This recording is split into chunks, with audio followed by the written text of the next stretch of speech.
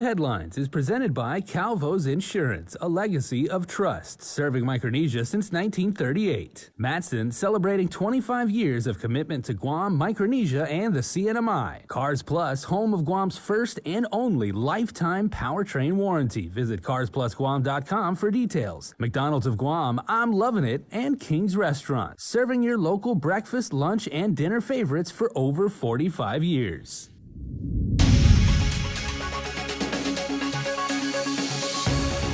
Now on prime time, with all RISE applications set to be ready by the end of the month, one senator is concerned if the $30 million will be enough for eligible filers. Plus, now that the White House officials have confirmed the move of American allies out of Afghanistan, where will they go? And a memorial ceremony was held this morning in the village of Inilahan, remembering those who survived and died in World War II. Half a day and good evening, everyone. Refuge says applications for the All Rise Pandemic Assistance will be ready by the end of the month. But will there be enough money for all eligible filers? That's the concern raised by Republican Senator Jim Moylan, who's urging the governor to lift the $30 million ceiling. Moylan says because the governor expanded the plan to include government workers and retirees, she should also lift the original $30 million cap and ensure there is enough money so that all those qualified for the assistance can get paid. The governor has complete authority to adjust that amount as much as necessary to meet those who apply. Not lifting the cap, he adds, will create some bad blood. Yes, we're going to put money in the hands of people. Yes, some are going to get it. But unless the governor increases this amount, then we're putting people against people trying to beat each other in front of the line. And that's not what should be done. Moylan is also critical of the filing requirements, which have produced long lines at village mayors' offices of people wanting to confirm their residency. It's not the DRT's instructions, it's the governor's instructions. And the governor somehow wants to refer back to the RISE Act that was not implemented. She did not implement 35-136. She implemented the executive order. But Refuge Director Daphne Shimizu defends the verification process as something they're required by law to do in order to access taxpayer information. How it works is our tax administration is, of course, governed by the Organic Act, which states that we follow or mirror Title 26 of the U.S. Code, which is the Internal Revenue Code. Moylan is also urging the governor to start paying out the RISE Act immediately. He says a briefing by Congressman San Nicolas made it clear that the payments are eligible under the American Rescue Plan's economic hardship criteria. The White House today officially announced the massive U.S. operation to move thousands of American allies out of Afghanistan. The question remains, though, where will they go? White House Press Secretary Jen Psaki announced the launch of Operation Allies Refuge. To support relocation flights for interested and eligible Afghan nationals and their families who have supported the United States and our partners in Afghanistan and are in the SIV application pipeline. The objective is to remove Afghan allies out of the country in advance of the September 11th deadline for withdrawal of U.S. troops. The operation is being led by the State Department.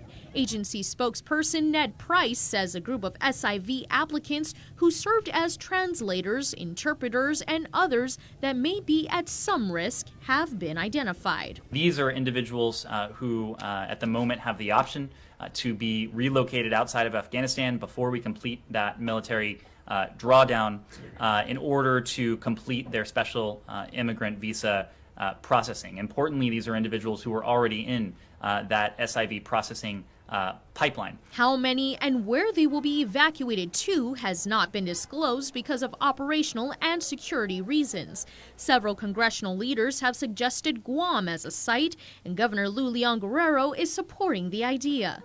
The island has a history of helping others, having served during the evacuation of Vietnam refugees during Operation New Life in 1975, and the evacuation of Kurds from Iraq during Operation Pacific Haven in 1996.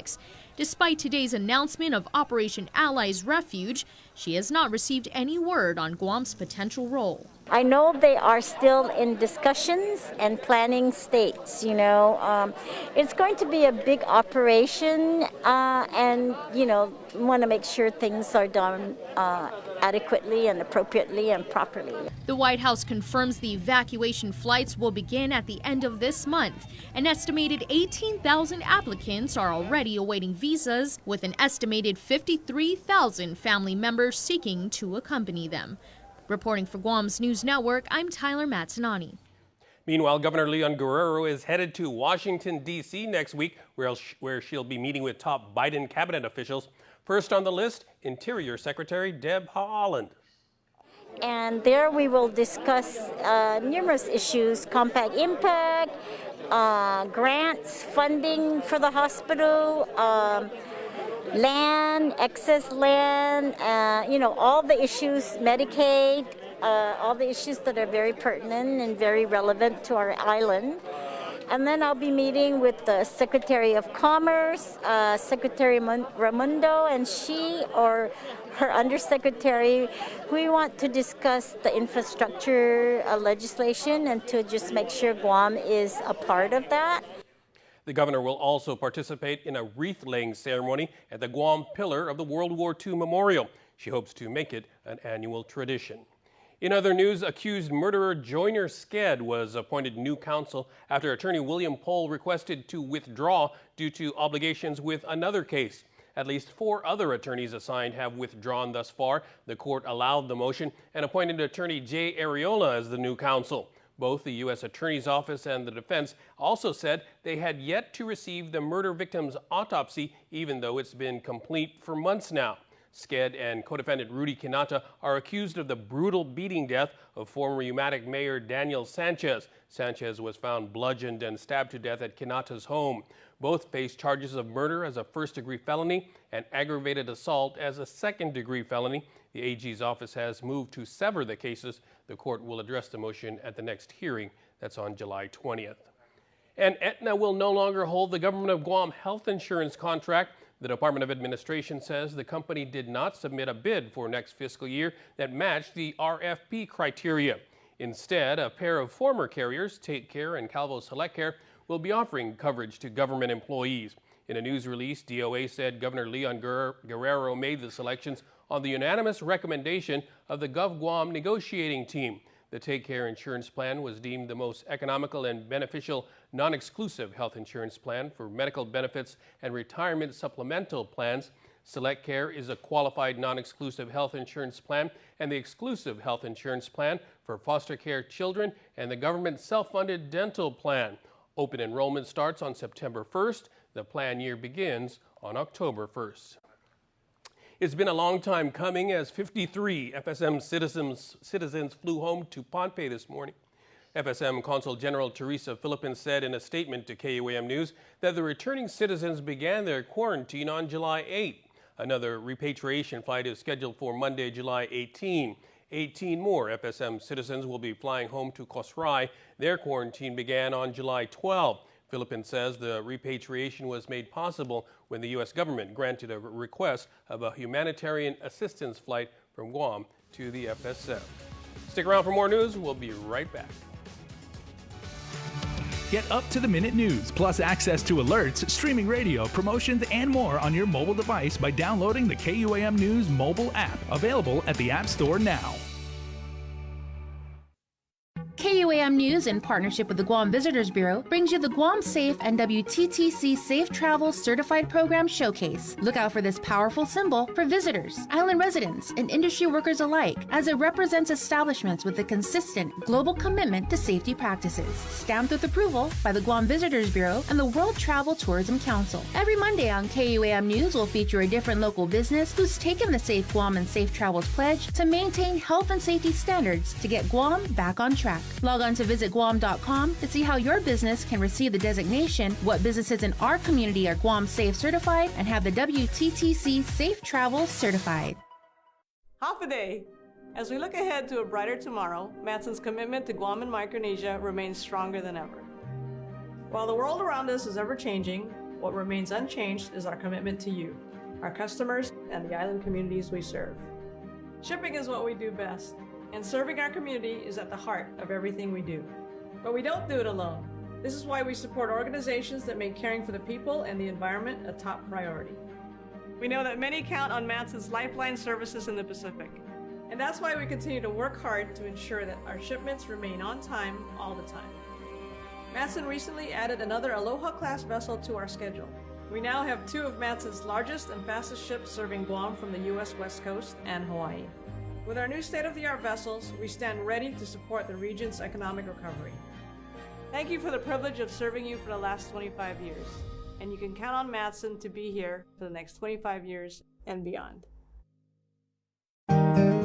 We value relationships because when we commit, I love you guys until you're 80, until you're 90, until you're 100, forever.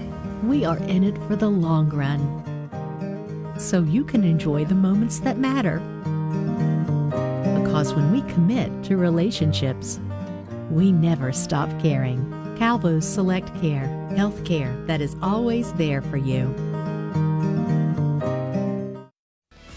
It's a special delivery to your inbox every week with your KUAM News Roundup, program advisories, and promotions. Sign up for the weekly KUAM Digital Digest today on KUAM.com. Welcome back. The Guam Customs and Quarantine Agency has not been able to make rent and is barely able to meet its monthly payroll.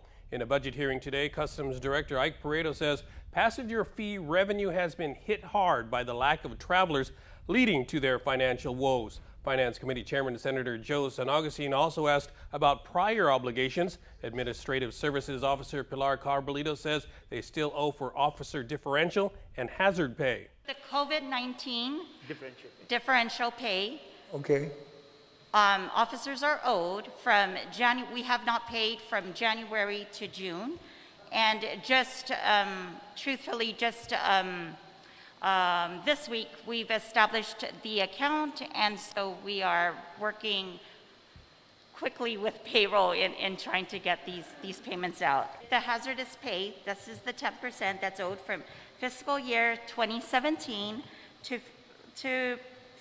present. The numbers we're looking at is about $2.9 million. Every year you should have a total whatever's outstanding. We just need to know that, because if there's a way to address it, we can address that and close that book. But if you're going to still be working with DOA, then may God bless you if they ever give you money for it. Customs also owes for uniform allowances, fuel costs, and other operational needs. Pareto says they have been requesting transfers from the Budget Bureau to help cover basic needs. And also, the Guam Department of Education appeared before the legislature, this for their fiscal year 2022 budget hearing.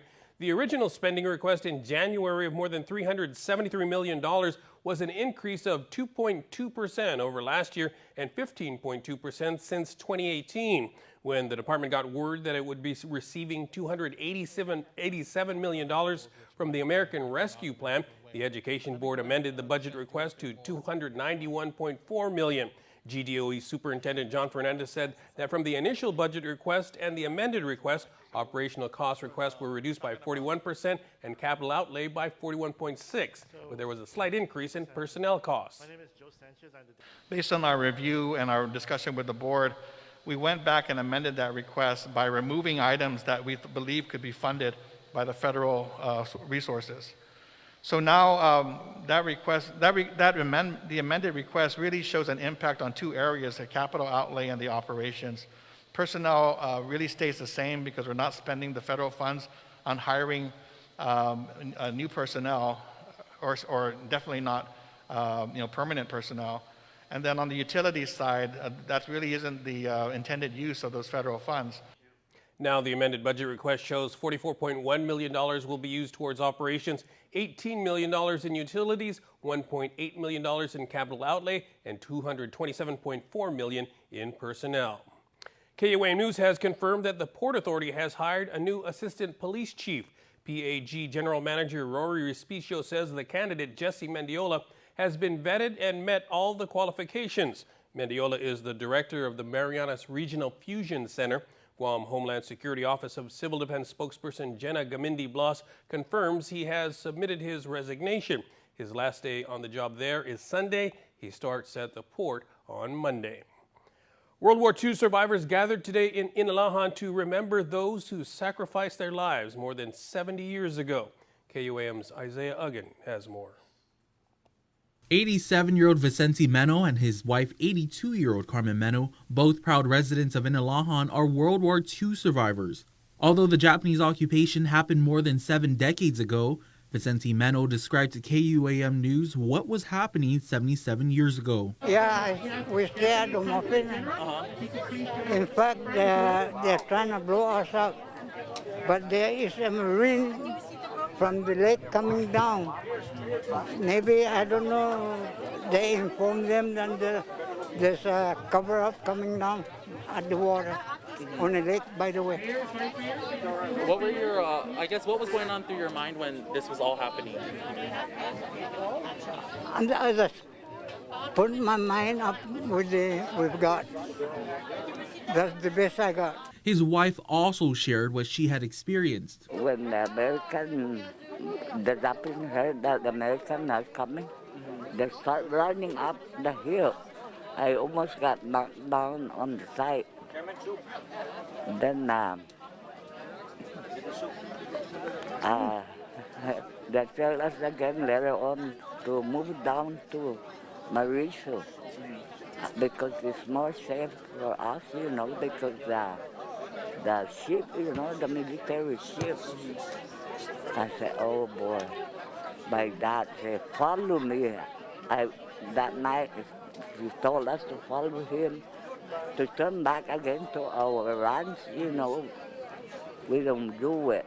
A few wreaths were laid to remember and honor those who suffered, died, and survived the World War II at the Bear Rock area in Inalahan. After being reached out to by the Menengan Foundation several months ago to do a ceremony, Mayor Anthony Chargaloff of Inalahan said he was ecstatic because this was the first commemoration to be held in the village. I was very excited because, yes, absolutely, this is the very first time that any recognition of our Manamkus and of this magnitude has ever been done. Ultimately, we hope to build a monument here to honor and reflect on those that, like I said, died, suffered and or survived the war. Well, it's practically been about 80 years since this atrocity occurred here in Guam, and this is very important because, as you can see in the chairs here, there's not a lot of war survivors that currently are still alive. A lot of them are long gone, and I'm glad to have at least captured the remaining few here and let them know that we do honor them and they will never be forgotten. War survivors, island residents, prominent island leaders, and the Consul General of Japan gathered in the beautiful southern village to not only lay wreaths, but to also release over 50 biodegradable helium-filled doves, which represent peace. And what it was supposed to resemble that we wanted them to understand that while they still hold very bad memories or very horrific memories of the war, we wanted to showcase and allow for them to, in an expression form, release the doves, allowing for every horrific memory they have to be released and to accept peace forever. The Menus, who have been married for 62 years, expressed their gratitude for the organization of the commemoration. Oh, wonderful, wonderful.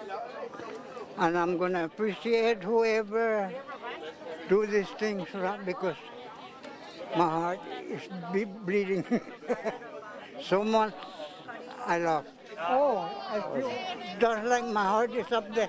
Yeah. With this We're so happy, I thought I'll never see this kind of situation, but now I'm with them. And I thank you. I thank the people that organized this. Reporting for Guam's News Network, Guahusi Isaiah Uggan. Nissan Guam introduced its new top-of-the-line 2022 Infiniti QX55 model. It marks the auto giant's return to the luxury crossover segment. Here's Nissan General Sales Manager Brian Downey. This is a kind of a resurrection of the FX35 model that started this whole crossover coupe segment back in 2003. That vehicle terminated in 2017 production, and after they launched the QX50 in 2019. Then they had visions of bringing this crossover coupe, back to the fore, and we're excited because we've seen a lot of pictures of this car and a lot of fanfare about this, but when you actually see the vehicle, this is a really catches your eye beauty. The QX55 comes in 3 trim packages: the Luxe, the Sensory, and the Essential. Manufacturer's suggested retail price starts around $45,000. With regional headlines, here's KSPN 2 News. Hafade Zantino Guam Here's what's making headlines in the CNMI.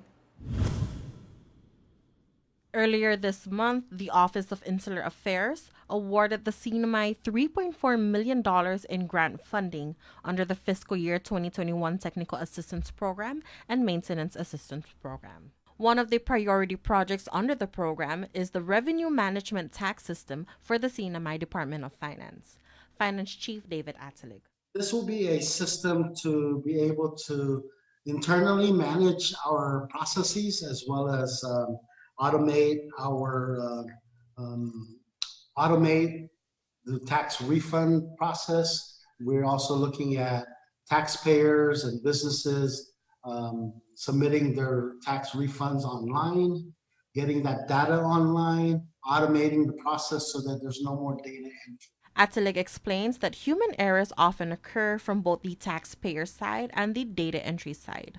Sometimes, just filling it in handwritten on your forms. Sometimes a 4 looks like a 9. And then when this gets entered, there's errors in your tax refunds or tax calculations. So we want to reduce those human errors. The new system will also allow taxpayers, businesses, and corporations to submit online payments and required documents. Atelig believes they will be able to get the system running in about 18 months. I anticipate that I will get the first year going. We need to get some developers and programmers on board. And the main challenge would be our legacy data. It's a data conversion so that we can make sure that we have historical data in the new system as well. So that will be the biggest challenge. But it's nothing that we haven't been looking at for the last year and a half. For more news, please visit saipantv.com. For KSPN2, I'm Sally Limis. Back here at home, the Island-wide Beautification Task Force, spearheaded by Lieutenant Governor Joshua Tenorio, challenges the community, interns, department and agency heads to participate in Liberation beautification events for the month. All this in commemoration of the island's 77th anniversary of Liberation Day. Here's KUAM's Isaiah Uggan with more.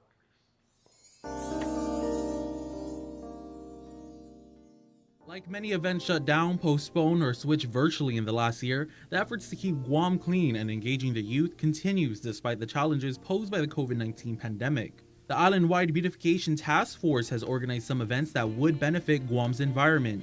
The first event is a cleanup and is scheduled to begin at 6 a.m. on Saturday, July 17th at 3 locations, which include the Dedido Lenso Park, the Tees and Recreational Facilities, and the Veterans Cemetery across from Jose Rios Middle School in PD.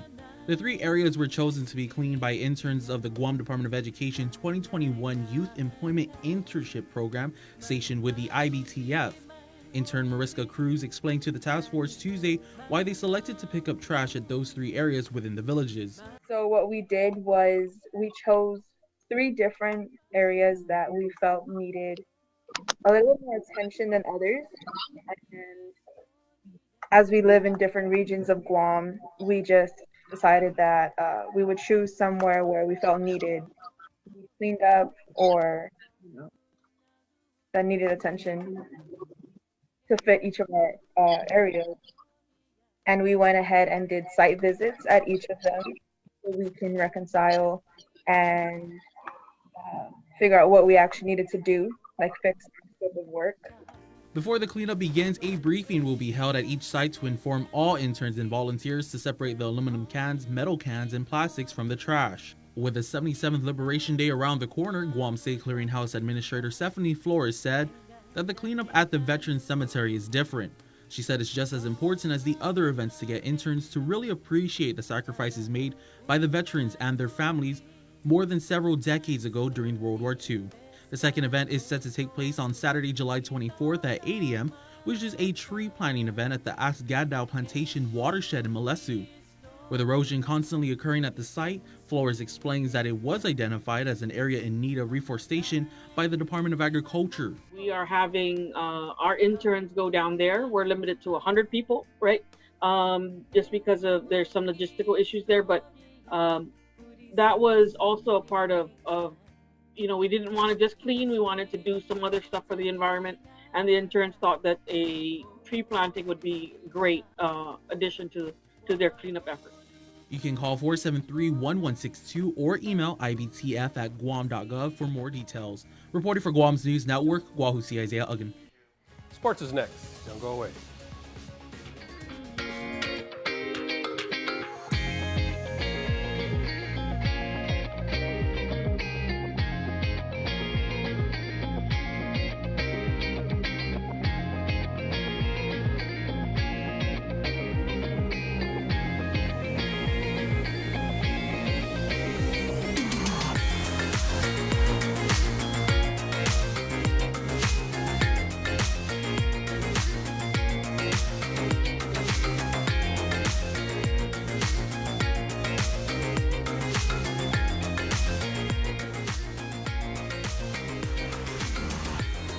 Your community calendar is brought to you by Taco Bell. Whether it's your first meal or your fourth meal, we've got you covered. Taco Bell, live Mas.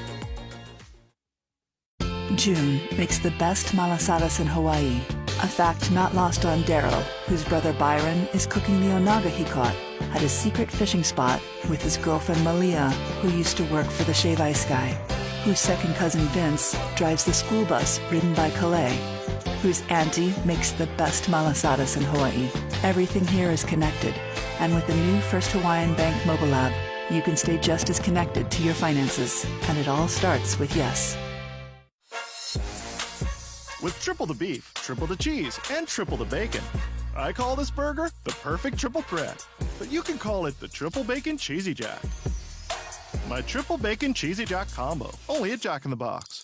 Summer is here, and at Cars Plus, we have the perfect Jeep for your summer adventures. Whether you're going off-road or just getting ready to hit the beach down south, make this the summer event you find your Jeep, like the 2021 Jeep Wrangler or the 2021 Jeep Gladiator, equipped with Guam's only lifetime powertrain warranty. Call us at 477-7807 or visit our website at carsplusguam.com to schedule a test drive today. Cars Plus, driven by you. KUAM Sports is brought to you by Docomo Pacific. Better together.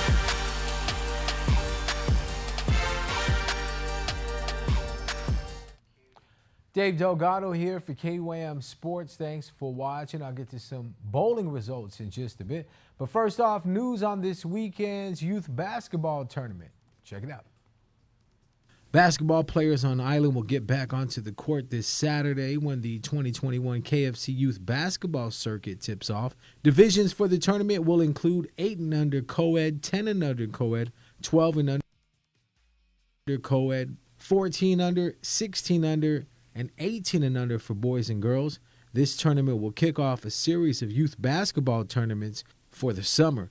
GBC Secretary General Frank Cruz says after being in lockdown pandemic for a year and a half, our basketball players are super excited to run up and down the courts again. I'm sure that parents are also excited to cheer for them. As the GBC Secretary General, we want to see the future of Guam basketball and be part of their development. We understand that the need to invest in our youth for success of our national program. Games will be played at the GGO Gym and the National Training Center in Teason. Games for the tournament will be played with some modified rules to help develop the younger players. GBC President E.J. Calvo says, we are excited to organize youth basketball competition this summer and help coaches and clubs provide a positive outlet for kids. We are also focused on working with clubs to develop Guam's future talent and inspire our community through the sport.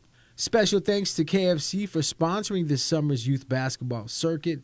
Proceeds generated from the operations of this summer's tournaments will directly benefit the Guam National U17 team as they prepare to travel to the FIBA Oceania Championships in Samoa in December. Frank Cruz added from the sponsorship side, we are happy to sponsor the first U8 to U18 youth league since the shutdown and glad to be part of the reopening of our Island Basketball League. In bowling news, Aaron Elliott defeated Daryl Scott 209-202 for the King of the Lanes monthly title. Elliott claimed his second title of the year along with a perfect 300 game he registered earlier in the month. Jeremy Leal claimed the Prince of the Lanes division title, 179-176 over 6 seed Gomez Martinez. Leal entered the match as the number 2 seed. The next King and Prince of the Lanes will be held on Sunday, August 22nd at 1:30 in the afternoon at the Central Lanes Bowling Center. Well, that's going to do it for sports. We're back right after this. KUAM Sports is brought to you by Docomo Pacific. Better together.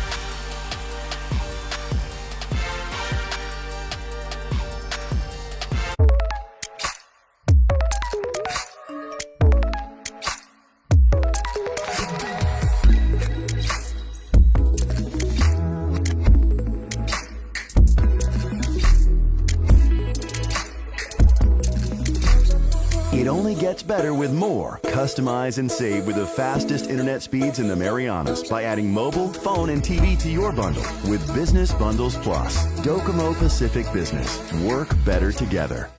You may ask yourself, what is a blue raspberry? Or a pink lemon? Or even a strawberry watermelon? But they taste so good in these Minute Maid slushies from McDonald's. Who cares?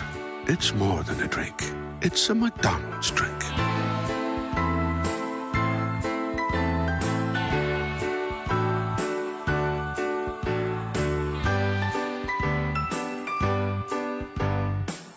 Get up and move, Guam! Join the mayors of Talafofon, Inilohan for Haan and Minagov, a great day to celebrate the reopening of our island at the Valley of the Latte. Saturday, July 31st from 10 to 5 p.m. Local artists, farmers, and Guam-made products will be on hand while you enjoy performances from our best cultural entertainers and musicians. Enjoy the finest food that Southern Guam has to offer. Help us open our newest attraction, the Micronesia Cultural Village. Tickets can be purchased online at valleyofthelatte.com. Haan and Minagov is brought to you by the Guam Visitors Bureau, Guam Economic Development Authority, Valley of the Latte, Jungle Riverboat Cruise, Kloppenburg Enterprises, Para Ipribetsu Itautauta, the Guam Brewery, Island Beverage Distributors, and the stations of KUAM.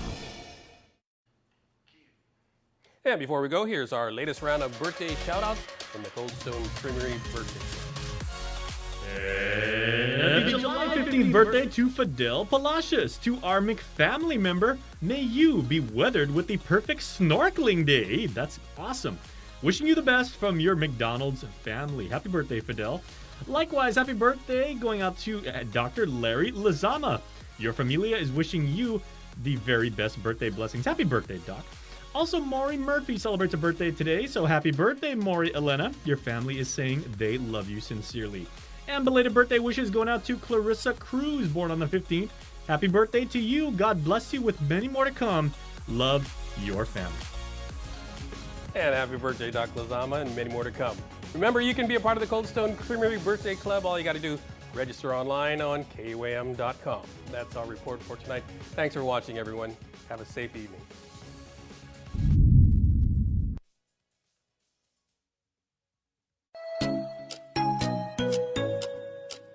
Local Music Mashup, sponsored by Burger King. BK Your Way. Half a day, guys, and we are back with another amazing jam-packed show. It's Local Music Mashup.